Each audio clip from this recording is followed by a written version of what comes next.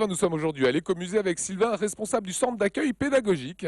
On est en pleine action là, parce qu'on est en train de nourrir Nanette. On est en train de, oui, on est accompagné de Nanette qui nous a fait un petit concert tout à l'heure et maintenant qui est en train de prendre son repas, c'est l'heure du repas. Alors ça évidemment pour le plus grand plaisir des petits et des grands. Je dis petits parce qu'il y a de gros programmes qui sont créés ici à leur adresse. Oui, tout à fait. Donc c'est vrai qu'il y a les visiteurs, les enfants de visiteurs qui sont de passage en famille. Il y a des groupes qui sont de passage aussi, mais aussi la possibilité depuis pas mal de temps maintenant de devenir un habitant de l'écomusée pour les enfants.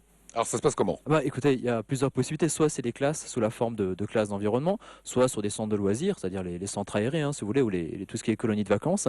Et donc, on devient habitant de l'écomusée, c'est-à-dire que l'espace d'une journée, on revêt le costume d'un Alsacien, d'un jeune paysan d'autrefois, et on vit au temps de 1930, le temps de nos arrières, le bon vieux temps, comme on disait, hein, de nos arrière-grands-parents. Donc fini les iPhones, les iPods, les DS, les Wii. Exactement, voilà. On sait que les enfants maintenant ont la possibilité de s'évader de manière virtuelle, hein, effectivement par les consoles, par la télé, par des choses comme ça.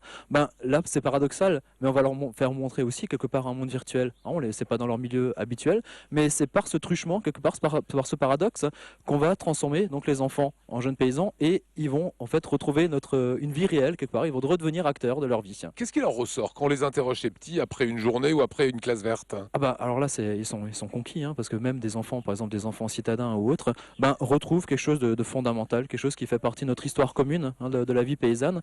On fait un apprentissage évidemment, hein, c'est pas des choses qui sont juste pour le plaisir ou pour la décoration.